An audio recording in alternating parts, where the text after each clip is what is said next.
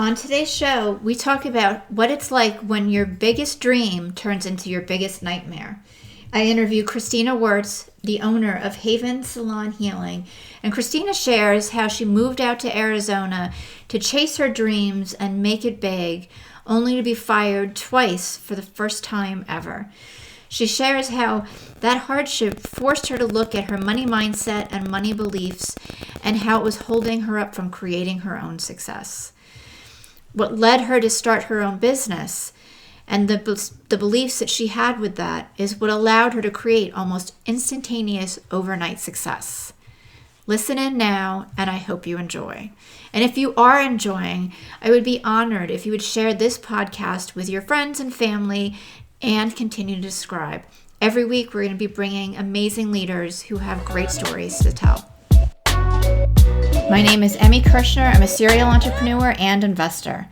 The one thing that I get asked all the time is, how do you achieve success in business and make an impact? In each episode of the Tribe of Leaders podcast, you'll hear from entrepreneurs and visionaries who share how their leadership has changed not only their lives, but the lives of everybody around them. Hey everybody, it's Emmy Kirshner, and it is the Tribe of Leaders podcast. Today, I'm super excited because I get to hang out with my good friend and always an inspiration, Christina Wirtz. Christina owns the Haven Salon and Healing Spa, and you are out in Arizona, so it's nice and warm there, right? As we're recording almost into February, and it's like freezing the last several days here in PA. So that's right. Yeah, unfortunately, it's only like 65, but it's warm comparative. Well, I'm so grateful. I mean, I'm like speechless because I'm really excited that you're here. So share with everybody a little bit about your salon, what you do, and your journey, because you have a really cool story to share. Thank you. It's interesting because I worked at a salon back home in Pennsylvania for 10 years and then finally followed my dream of 10 years to move west. And from there, I had no plans of opening a salon. I didn't have a job lined up. I had nothing. So I ended up getting my first job at this catering company and worked 8 days, got fired. Got another job at a salon, worked there at the front desk for 2 months, got fired again. So I'm like 3-4 months into being in Arizona and so distraught. Like, what am I going to do? Why can't I hold a job? And then somehow, what? I was gonna say, let's share too, like, you had worked at this one salon and spa here for 10 years, and I mean you were like practically running it, like you were the lead stylist. You had like so much growth and experience and opportunity that like getting fired is not something you were familiar with. Not at all. And yeah, I was working there since I was 17, and when I was 19 my boss Jim ended up becoming a mentor of mine, and I was working 4 jobs at the time and just miserable. Like my quality of life was really low. So he kind of took me under his wing and taught me everything, like, figured out how to get rid of those other 3 jobs and make my career really work.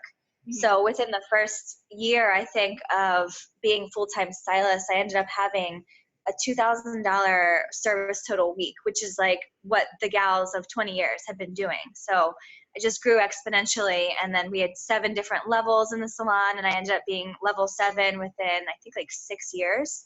So just promotion after promotion, and just got to the top. Right. And that's like, I mean, that's fast moving too. Like most people don't achieve that level, that 7th level, that quickly. No, if ever. Yeah. So share with everybody, like, here you are, you're really on top of the world, and you make this huge change, and then you get fired. What's going through your head? What was going through my head? Well, just like, life is unfair, and like, did I make the wrong decision? Like, I had a lot of like grief around leaving my career back home, because I had like 150 clients that I left, and I had a really nice, successful career and all these people who loved me. And then I come here and I can't even hold a job down for 8 days. And I just remember, like, I was with my boyfriend at the time, and I was just like sobbing when I got fired. And their reason, they left me a voicemail, and they were like, "You're just not a good fit for our company." But then I never got a further explanation. Right. And So you then, couldn't even have a takeaway of like, oh, I need to work on some piece too. It was just kind of left open. yes. And then the second time I got fired, I was told that I'm very much a go-getter and really driven, and they don't think I'm going to be happy there. Okay. So I got fired for the exact thing that I was an asset for at my last place. I got fired for here. Yeah. So it's confusing. And still, you stayed in Arizona. Like, you didn't pack your bags and come home, right? No. Here you Yeah. are, dream crushed, and you keep moving forward. So share Yeah. with everybody like what looked like and what kept you going. Like, why didn't you come back? Let's see. Why didn't I come back? I think because I just wanted it for so long. Like, the sunshine just does wonders for me. It sounds really weird, but like, my best friend pointed out to me, I think last winter, she's like, do you know that you have seasonal depression? And I'm like, what? I'm like, how do you know that? She's like, because every single winter I see you be miserable and depressed. And I'm like, really? She saw the pattern. I never saw the pattern. But anyways, so just the ongoing sunshine. It's sunny every single day. It's warm every day. And I'm like, I'm going to make this work, you know? And luckily, I mean, the only thing that made it possible was that my boyfriend, even though we had broken up in May, he was my constant supply of like support and reinforcement, and like financially, he was just always there for me. So he never let me fall. If I hadn't had that, it might have been like a different story, you know? So really having that support allowed you to really move into and keep the dream alive. Yeah. Yeah. So what happened next? Like after you'd been fired twice and you didn't just decide to open a salon the next day. No, it was 5 days later, actually. Not one, but five. You know, I don't even know how it happened. Like, I was driving Uber and Lyft that whole time too, so I had a little bit of income coming in, but I was on Instagram and I just randomly saw this ad, I guess, for this place that was renting out suites for salons. And I'm like, well, let me go check it out. And I toured the facility. It was in an amazing location and the price was right. And I'm just like, then I asked him a final question. I'm like, well, what happens if I can't make this work? Like, how do I get out of this 2-year lease? And he's like, oh, you just pay one additional month's rent and then you're out. I'm like, okay, so worst comes to worst, I just pay $1,000 and I'm out. So then that was I think it was in June, and I signed that lease and went through the whole process of learning how to open up a salon, went through all of the licensing and all that stuff, got all my furniture, picked the paint, and just built it out and opened in September. Which is amazing. Amazing. What is like your biggest learning experience in this last year? My biggest learning experience? Probably just, it sounds like woo-woo, but like letting things flow. Like, I've always been one to be super organized and goal-oriented, and I couldn't take action until I figured out the how behind it. Mm-hmm. But this whole experience of living here, nothing has been planned. Nothing went the way I thought it would go. And just being completely unattached to the outcome and how it's going to look has awarded me a life that I didn't think would be possible. Like, so many things just popped up in my life that are just so rich and so fulfilling that had I gone my path that I thought I needed to go, it wouldn't have happened. Right, right. So you've really put it out there and manifested cool stuff, and it's all starting to show up because you're not attached to it looking a certain way. Yeah, totally. I mean, I think you might remember because you were my client for years. Like, I told my clients all the time, I'm like, I would never open my own salon. Yeah. I said that all the time, but I viewed it from the view of like managing other stylists. So my salon is just me. I'm in a 10 by 9.5 square foot room. Okay. So I just never thought that I could have a salon that was just me. Right. But this business model that this place has, there's like 29 different rooms and you can rent just the room, and the contractors are included, the laundry, the electric, Wi-Fi, everything. And it makes it really affordable to actually have your own business. Mm-hmm. And that doesn't even exist in PA. So right. I didn't think it was a possibility. Right. So for you, it was really letting go of, what a salon had looked like in your experience and allowing this thing come to you. That's totally different, but really gives you the possibility and the opportunity to grow. Yes. Yeah. So cool. So And what, it's okay. like the best decision I ever made. Well, and your business is thriving now. Like Yeah, you pretty much hung your shingle out and people started just showing up. they did. I just remember having questions and I would say out loud, like, how am I going to find someone to do this? And literally within a day or two, that person would show up.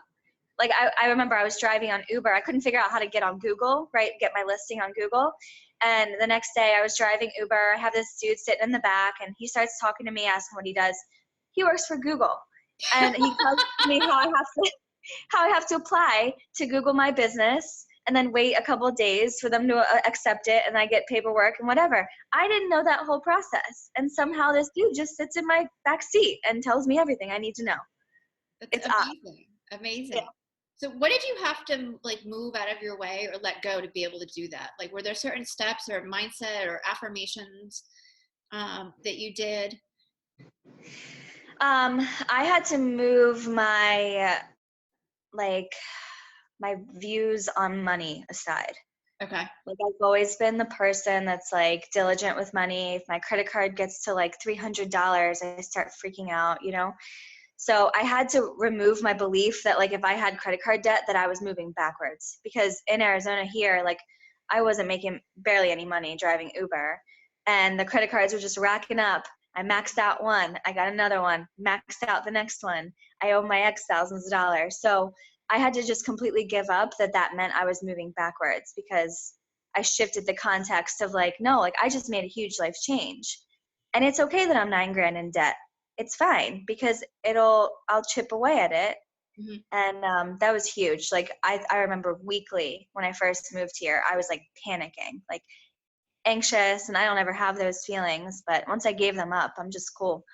I'm like, all right, just adding up the credit card. Well, and you started your business too, so there's startup costs with that, etc. So Exactly. yeah. So did you feel bad about yourself because you felt like you were moving backward, or what was kind of going through your head? And how did you release that? Was it just like a sit down with yourself or something else? I did feel bad. I think I had talked to a couple people. Like I talked to my ex, and he was always really supportive and in talking me through it. And like, it's okay, it's normal. And my friend Dan, Dan was actually on our podcast, but I just called him and I was like, I just want to throw in the towel. Like I'm going so much in debt, and like I just don't know if I can do this. And I think he made some sort of saying like you can't make money without spending money or something. Like he pretty much made me view it that this is part of the process, like you're putting this money into it but the reward is going to be so much greater. Mm-hmm. And I think once he started having those conversations with me, I understood it better and I was able to release it.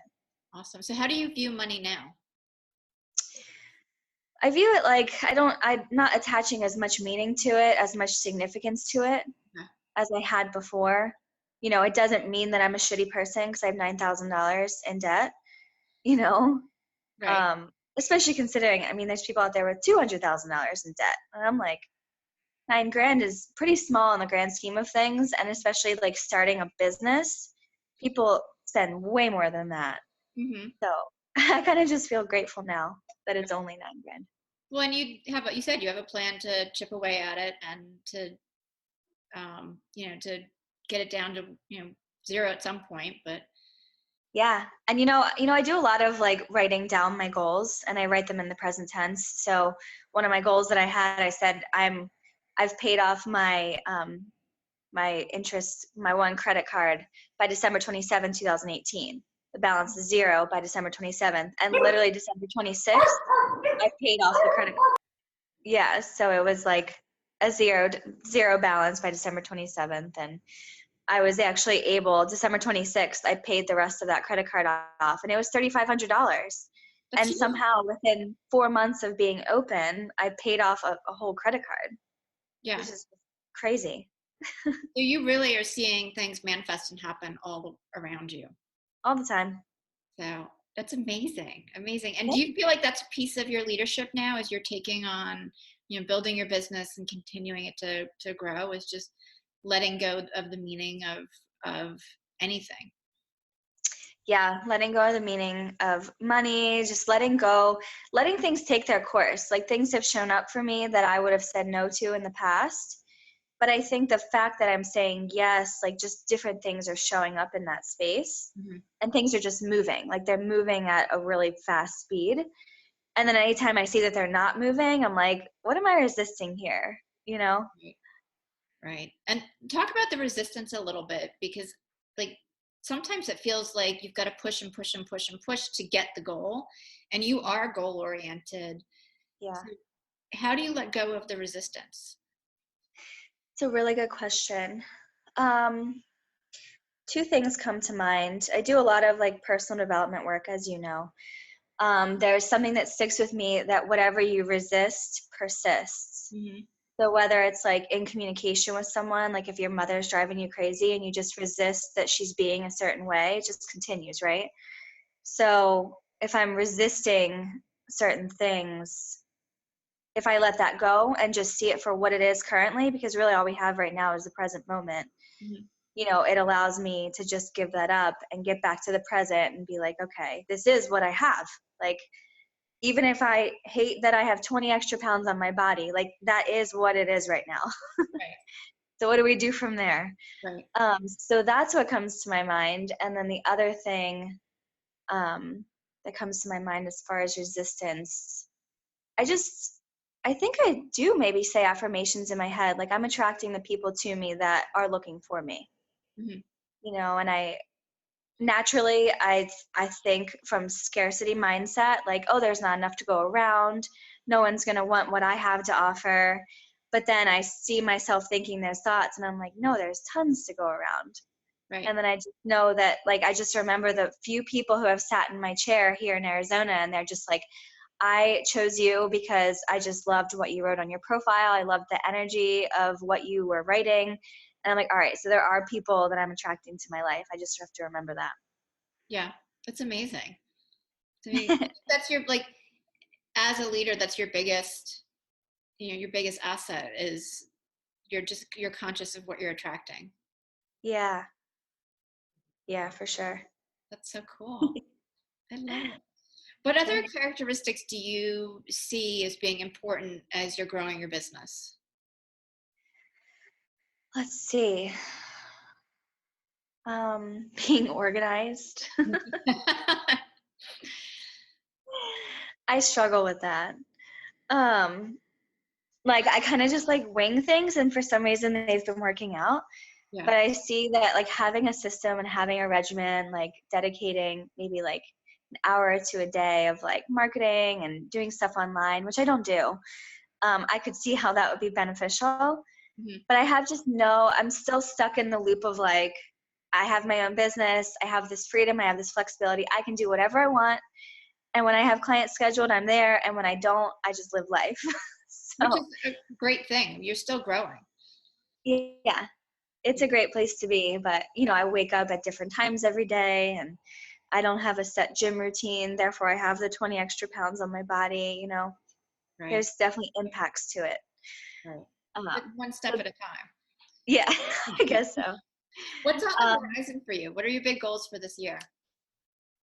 um, let's see. Well, I just became a co-host of a podcast. So Congratulations. What is the podcast so everybody can check you out? it's called Sip and Listen. It's on iTunes. Okay. And we're actually expanding it too. So we record in a studio in Scottsdale, but we're hopefully looking to take it mobile and go to different people's businesses and talk to them. Mhm. And then my friend Elisa and she's the other co-host, she and I want to start another separate podcast on relationships and have Ooh. different guests and hopefully monetize the podcast and have that be another, you know, value add to people's lives. Yeah. What else is on the horizon for Okay, we'll 2019? put the podcast in the show notes too. So if anybody wants to check them out, they can check the show notes to link up with that. Cool. Yeah, we just interview different people with different businesses. Like there was a woman on there that was talking about mindful divorce. There was an energetic healer that we did on Tuesday. Mhm. There's guys that grow apps and flip houses, and we just interview them. And there's just like so many amazing little nuggets that they have to share with us. And Yeah. it's I cool love that the show just flows. Like we kind of have a basis and then it goes somewhere else and it's just great where it goes. It's awesome. Amazing. Um, and my friends and I, we are kind of doing like a production company. So we're hosting our first event in February.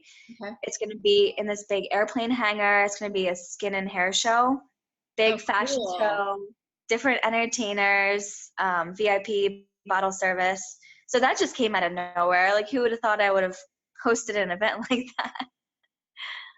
That's amazing. And this is what I love about you is you've taken something that could have stopped somebody, and instead of packing your bags and going home, you have your own business, you're growing, and you're taking on all these other projects that are fun that you love Mm-hmm. doing, and they all kind of feed each other. Yeah. Yeah. So, And really like I'm learning how to collaborate with people because I've always been the person to do everything on my own. So like even the salon I worked in for 10 years, like I was totally a loner. I had 35 people I worked with, like 20 some stylists, but I always did everything on my own. Like even in the back room, I wouldn't engage in conversations, and I was there like with my little planner, planning out my week, figuring out like how to get new clients, right? yeah. And now it's just morphed in my development of seeing how using connections and collaborating with people can just boost you to a whole nother level. And then what it takes for me, like what I have to give up, like having it be my way, or if I think this is the best way, giving that up and allowing someone else to shine and have their creativity come through. Right. That's awesome. I was just going to say, like, what's the biggest takeaway with learning to work and collaborate in a team environment? And now that you're doing it, what do you like that better? Do I like it better? I do in certain ways. I don't know if I like it better for all aspects of my life, but Mm. I like it because there's just way more that opens up. Like you get to see new perspectives, Right. and you get to see things about yourself that you may not have seen otherwise. Right. Like I noticed in some of my collaborations recently that I get like irritated with people easily. And I'm just like, what is up with me? Right. And then just having the safe space to actually communicate those things and share them and work through them together, as opposed to having it be something that comes in between you guys and then blows everything up. Right. Which I think is so important, that communication piece, and you being able to like look at, oh, what, this is annoying me, or this isn't working, and then just share in a way that's positive and contributory. Yeah, Imagine if we were all doing that. I know. That would be such a great world. Right. Right. If everybody actually like listened to each other and got each other and what they're trying to say. That's actually, it's funny we're looping this in. That was the basis for my salon. Like my vision Mhm. is that everyone is heard and understood and can say and be whoever they want to in my chair. Yeah. Because I realized like that's what I've been providing for my clients all those years. I didn't really notice it, but then I ended up taking a communication course and learned those skills and how to deepen them. Yeah. And I just see it can be such a healing experience, and that's why I added the healing aspect into my salon name, because it can be a healing experience when you can just say what's there for you and not be judged for it. That's huge. Absolutely. And I think particularly for women, like, our hair is a piece of our self-expression. Mm-hmm. So to really have that space to be heard and have it be a safe space, and to be able to stay with this, something that's similar, or try something completely new, but you're able to craft what they want and make Mm-hmm. them feel beautiful, is, I think, amazing. Absolutely. And taking that a whole nother step, like of what people want. Like I was traveling back and forth to Pennsylvania every 2 months and doing my old clients' hair Yes. in their houses. And that was something I would have never, ever done. Um, and then the circumstances showed up and I'm like, all right, I can figure out how to do this. But then I also take it back to here to Arizona, because there were people that were like, hey, I'm in a wheelchair. I can't get to your salon. Would you come to me? Yeah. And I'm like, well, I did it in PA. I guess I can do it here.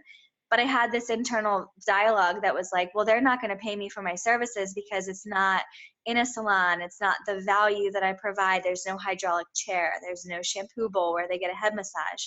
Yeah. But then when I gave all that up, what? They don't care. Yeah. When I gave all that up and just realized, like, no, they're asking me if I can come to them. They're not looking for luxury. They just want their freaking hair done. Yeah. So just like being open to that and what their needs and wants are. And now I'm like a traveling hairstylist sometimes.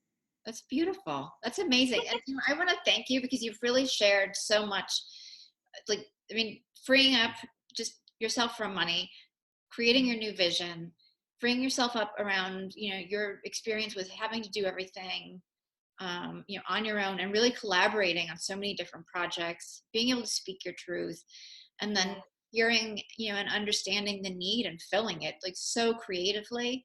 You were on fire. Thank you. It's nice to hear. Yeah.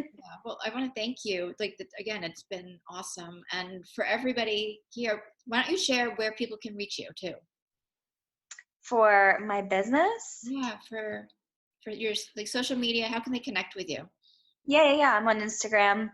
It's just Christina Wirtz is my personal page, and then Haven Salon Healing is my business page. Website's havensalonhealing.com. Okay. Yeah, I guess that's it. That's good. That's all right. But you post all like everybody's hair that you're doing too. So I do. on Instagram. So Post go check befores it. and afters. Gorgeous hair. Gorgeous hair. Again, thank you. And thank you everybody for listening. This is Emmy Krishner and the Tribe of Leaders podcast. Thank you. Bye. Bye.